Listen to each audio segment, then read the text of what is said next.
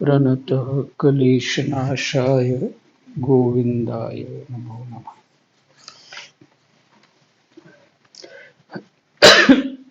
हमारा दूसरा अध्याय है। ये एक जो है पहला अध्याय पूरा हो गया, दूसरा अध्याय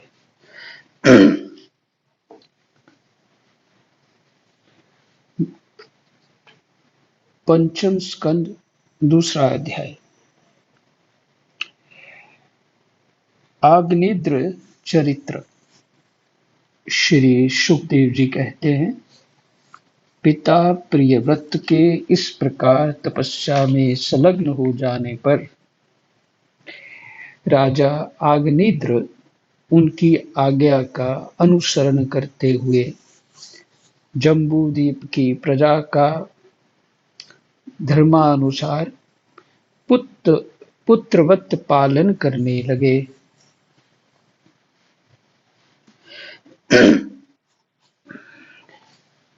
हमारा जो ये गोल सा दुनिया दिखती है ना सारी, ये पूरा जम्बू द्वीप है।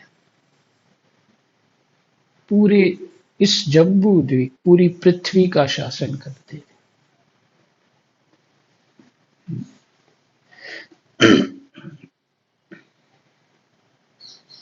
एक बार वे पितृलोक की कामना से सत्पुत्र प्राप्ति के लिए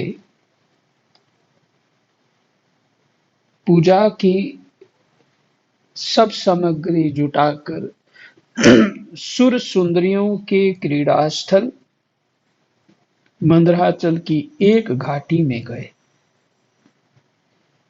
और तपस्या में तत्पर होकर एकाग्रचित्त से प्रजापतियों के पति श्री ब्रह्मा जी की आराधना करने लगे। तो महाराज मनु के पुत्र हैं प्रियव्रत। उन्होंने राज्य अपने 7 बेटों को दे दिया। 10 बेटे थे उनके, 3 तो निवृत्ति मार्ग में चले गए, अर्थात संन्यास ले लिया, और 7 जो 7 द्वीपों के अधिपति बना दिए गए। उसमें जो हमारा ये द्वीप है, पूरा वर्ल्ड जो है हमारा, ये जम्बू द्वीप है।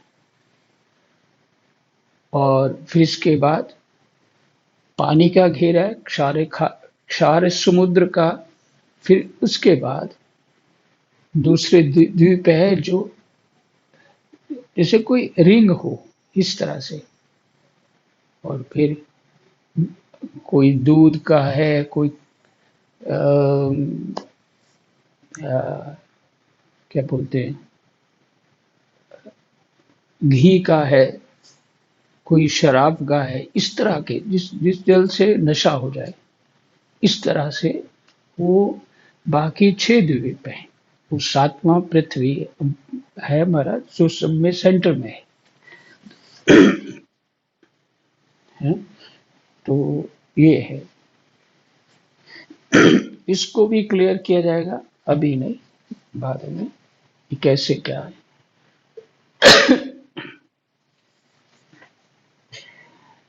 तो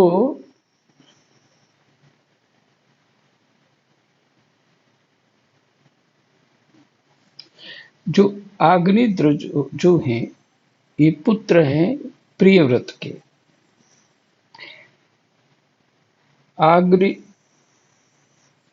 आदिदेव भगवान ब्रह्मा जी ने उनकी अभिलाषा जान ली, अतः अपनी सभा की गायिका पूर्वचित्ती नाम की अप्सरा को उनके पास भेज दिया। आग्नेद्र जी के आश्रम के पास एक अति रमणीय उपवन था। वह अप्सरा उसी में विचरने लगी। उस उपवन में तरह तरह के सघन तरुवरों की शाखाओं पर स्वर्ण लताएं फैली हुई थीं। उन पर बैठे हुए मयूर आदि कई प्रकार के स्थलचारी पक्षियों के जोड़े सुमधुर बोली बोल रहे थे। उनकी षडज आदि स्वरयुक्त ध्वनि सुनकर सचेत हुए।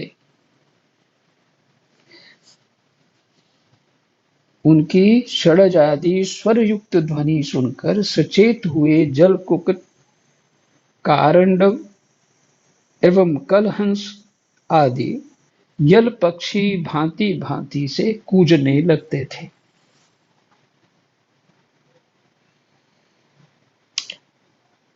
इससे वहां के कमल वन से सुशोभित निर्मल सरोवर गूंजने लगते थे। पूर्व चित्ती की विलासपूर्ण सुललित गतिविधि और पाद विन्यास की शैली से पद पद पर उसके चरण नूपुरों की झनकार हो उठती थी।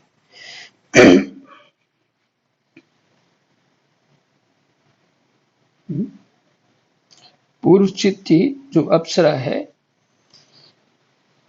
उसकी विलासपूर्ण सुललित गतिविधि और पाद विन्यास की शैली से, चलने के ढंग से पद पद पर उसके चरण नूपुरों की झनकार हो उठती थी।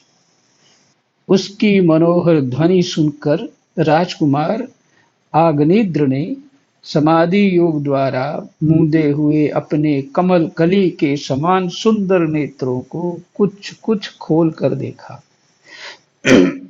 तो पास ही उन्हें वह अप्सरा दिखाई दी। वह भ्रमरी के समान एक एक फूल के पास जाकर उसे सूंघती थी तथा देवता और मनुष्यों के मन और नयनों को आह्लादित करने वाली अपनी विलासपूर्ण गति, क्रीड़ा, चापल्य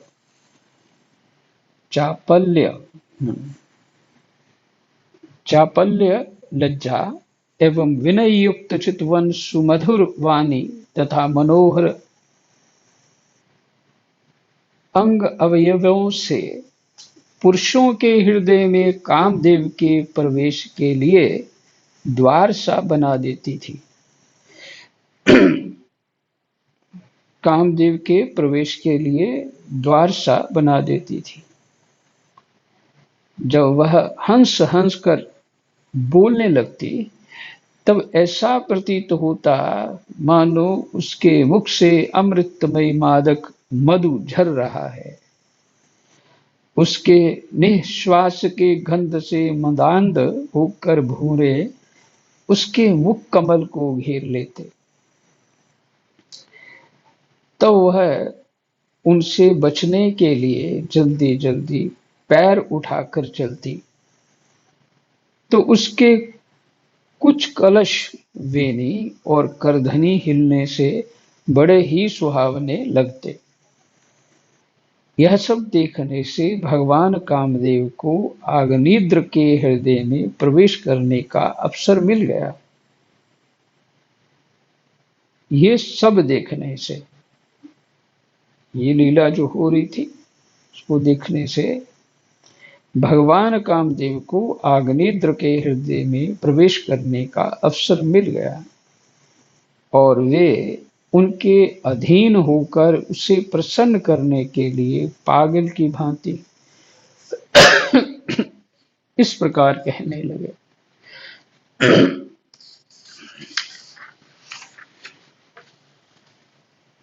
मुनिवर्य, तुम कौन हो? जैसे उन्होंने कोई स्त्री देखी ना हो, उनको स्त्री को कह रहे हैं, मुनिवर्य तुम कौन हो?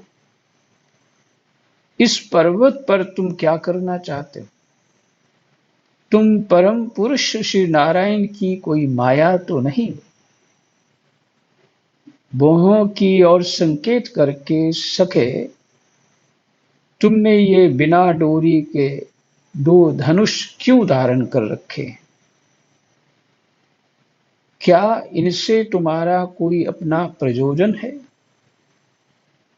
अथवा इस संसार अरण्य में मुझ जैसे मतवाले मृगों का शिकार करना चाहते हो?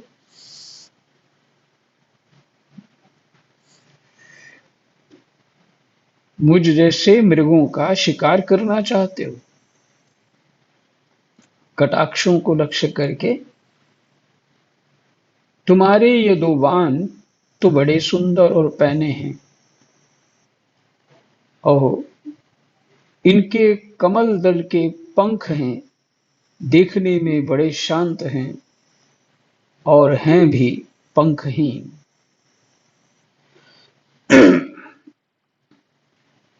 देखने में बड़े शांत हैं और हैं भी पंखहीन।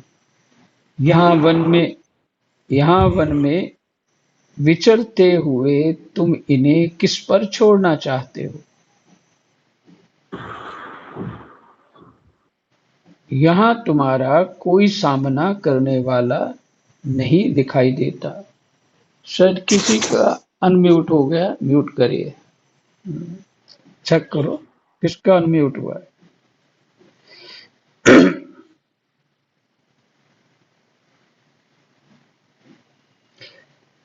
यहाँ तुम्हारा कोई सामना करने वाला नहीं दिखाई देता। तुम्हारा ये पराक्रम हम जैसे जड़ बुद्धियों के लिए कल्याणकारी हो।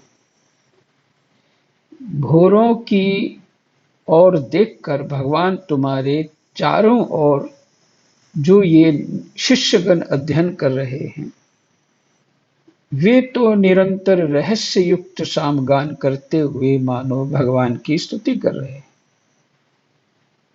भोरे जो है कह रहे तेरे शिष्य, और ऋषिगण जैसे वेद की शाखाओं का अनुसरण करते हैं, उसी प्रकार ये सब तुम्हारी चोटी से झड़े हुए पुष्पों का सेवन कर रहे हैं। नूपुरों के शब्द की ओर संकेत करके, ब्राह्मण, तुम्हारे चरण रूप पिंजड़ों में जो तीतर बंद हैं, उनका शब्द तो सुनाई देता है, परंतु रूप देखने में नहीं आता।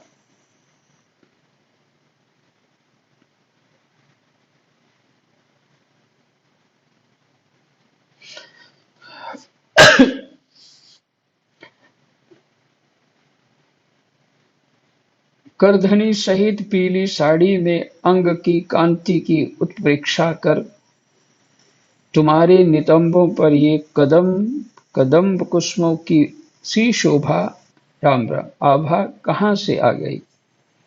इनके ऊपर तो अंगारों का मंडल सा भी दिखाई देता है, किंतु तुम्हारा बलकल वस्त्र कहाँ है? कुमकुम मंडित कूचों की ओर लक्ष्य करके द्विजवर, तुम्हारे इन दोनों सुंदर सींगों में क्या भरा है? अवश्य ही इनमें बड़े अमूल्य रत्न भरे हैं।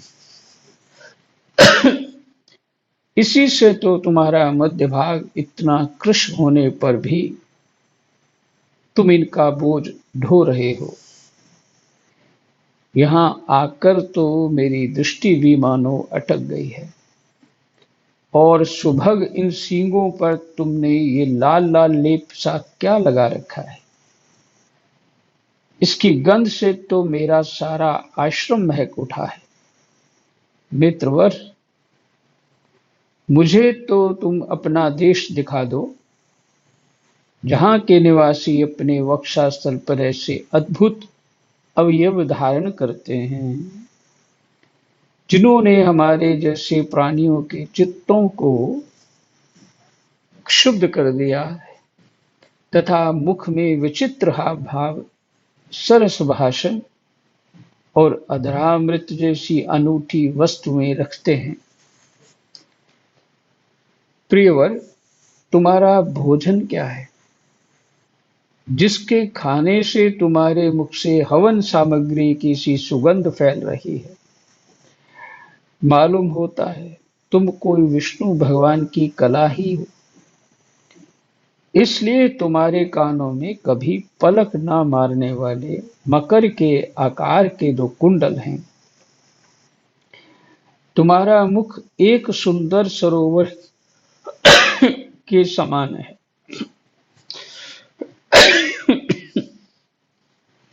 उसमें तुम्हारे चंचल नेत्र भय से कांपती हुई दो मछलियों के समान, दंत पंक्ति हंसों के समान और घुंघराली अलकावली भोरों के समान शोभायमान है।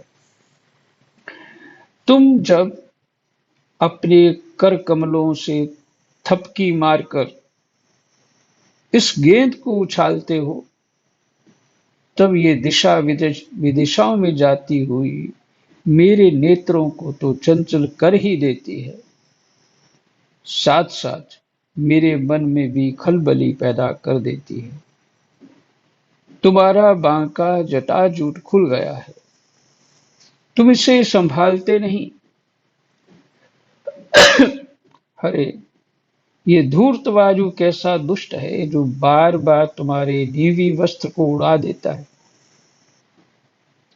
तपोधन तपस्वियों के तप को भ्रष्ट करने वाला ये अनूप रूप तुमने किस तप के प्रभाव से पाया है।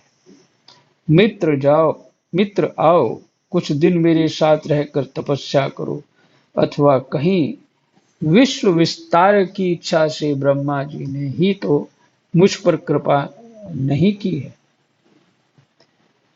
सचमुच तुम ब्रह्मा जी की ही प्यारी देन हो।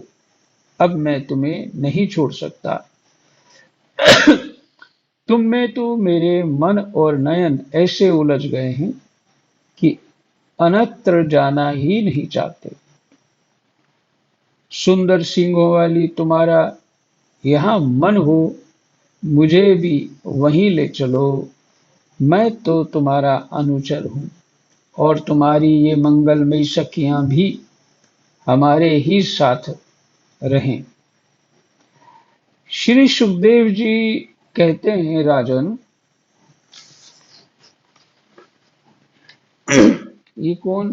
ये सब कौन बोल रहे थे? भगवान सुखदेव जी सुना रहे थे परीक्षित को। राजन, आग्नेय देवताओं के समान बुद्धिमान और स्त्रियों को प्रसन्न करने में बड़े कुशल थे। उन्होंने इसी प्रकार की रति चातुर्यमयी मीठी मीठी बातों से उस अप्सरा को प्रसन्न कर लिया। वीर समाज में अग्रगण्य आग्नेय की बुद्धि, शील, रूप, अवस्था, लक्ष्मी और उदारता से आकर्षित होकर वह उन जम्बू दीपाधिपति के साथ कई हजार वर्षों तक पृथ्वी और स्वर्ग के भोग भोगती रही। तदनंतर नृपवर अग्निद्र ने उसके गर्भ से नाभि राम राम उस अग्निद्र ने उसके गर्भ से नाभि किमपुरुष, हरिवर्ष, इलाव्रत, रम्यक, हिरण्यमय, कुरु, भद्राश्व और केतुमाल नाम के 9 पुत्र उत्पन्न किए।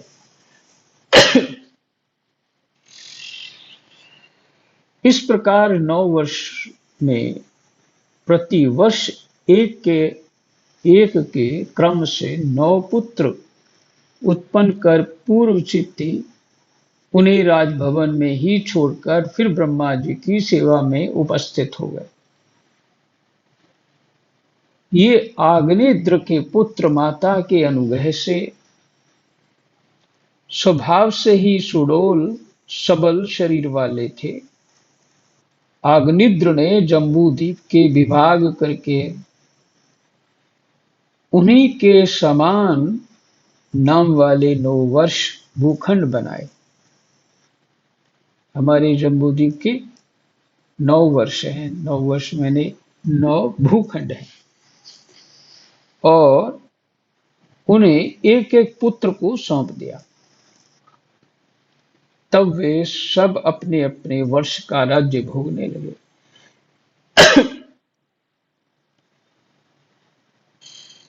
महाराज आग्नेय दिन दिन भोगों को भोगते रहने पर भी उनसे अतृप्त ही रहे। वे उस अप्सरा को ही परम पुरुषार्थ समझते थे। इसलिए उन्होंने वैदिक कर्मों के द्वारा उसी लोक को प्राप्त किया जहां पितृगण अपने सुकृतों के अनुसार तरह तरह के भोगों में मस्त रहते हैं।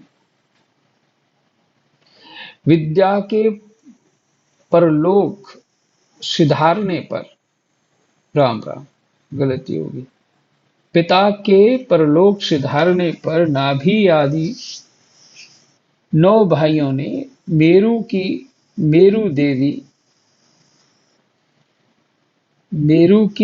देवी प्रतिरूपा उग्रदंष्ट्री लता, रम्या, श्यामा, नारी, भद्रा और देववीति नाम की 9 कन्याओं से विवाह किया।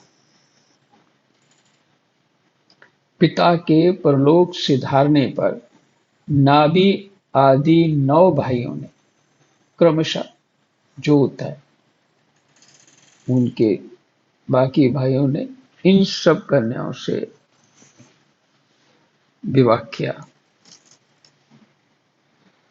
दूसरा अध्याय विश्राम। तो कल करेंगे तीसरा अध्याय। आज यहीं विश्राम करते हैं। कृष्णाय वासुदेवाय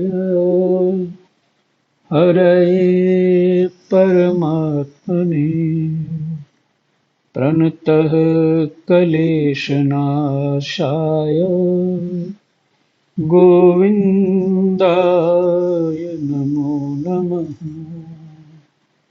गोविन्दाय नमो नमः।